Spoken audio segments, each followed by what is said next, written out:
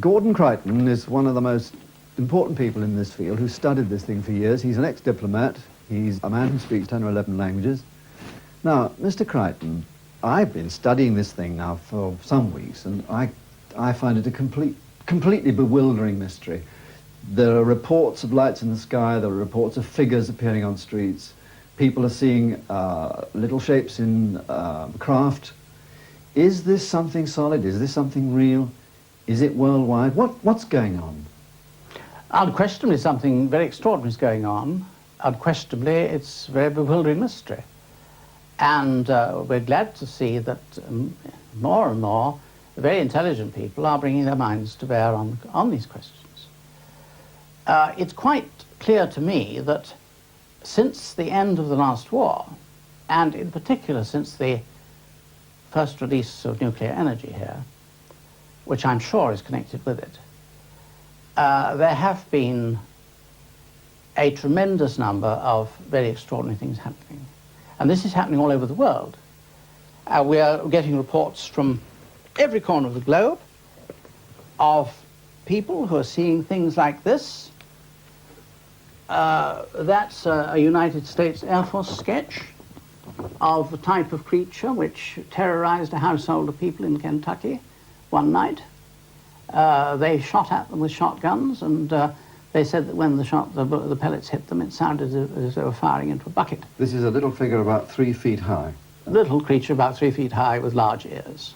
Which presumably comes from where? That's the question. What do you think? I've no idea, and I'm sure nobody has. Now, in the early years, and I say that, when I say the early years, for me that means nearly 30 years ago, because I saw one of these things in China in 1941, when I was in the embassy there. I naturally didn't say there goes a flying saucer, because the term hadn't been coined then. But I did think I'd seen something very extraordinary. And I never forgot what I'd seen. And some years later, I was in America, and I began to see the reports in the press, heavily censored reports, some of them, of things, yes, because they're military reports, of things that were seen over the Western Front. And my files began then, and this house is bulging now with files. We have a lot of evidence of people being maltreated. We have a lot of evidence of cases of people who've been killed, who've been burnt badly by radiation, by unknown forms of rays. People have been carried off and have certainly not come back again. None of this looks to me like the behavior of benevolent beings. And therefore it's not surprising that you've mentioned the attitude of governments. It's not surprising that governments aren't saying anything about it. And I don't want to go on record as being critical of the governments for their view. I think it's a very serious matter. I think it is not one that one can bring to the attention of everybody. In other words, you're telling me there's a deliberate plan to keep this away from people? I'm sure, and I think very wisely. Because if many people knew what I know about it, from my study of it over many years, they might be very alarmed. We have many cases on record of cattle being taken.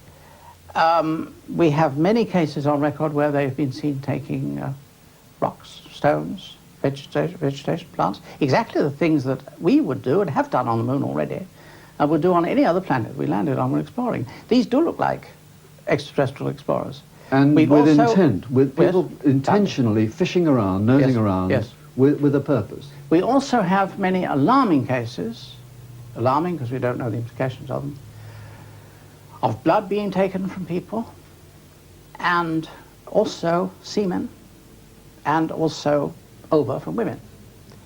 There's at least one good case of sexual intercourse, and I would think several, which would stand up to scrutiny.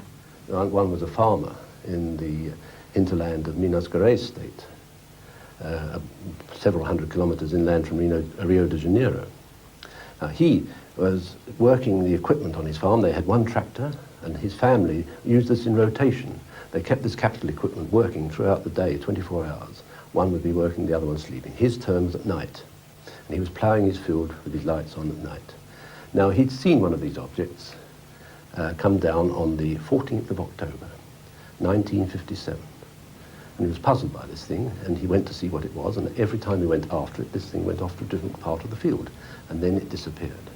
The next night, October the 15th, he went out alone and was ploughing when this thing came down again, and this time it came right close up to his tractor.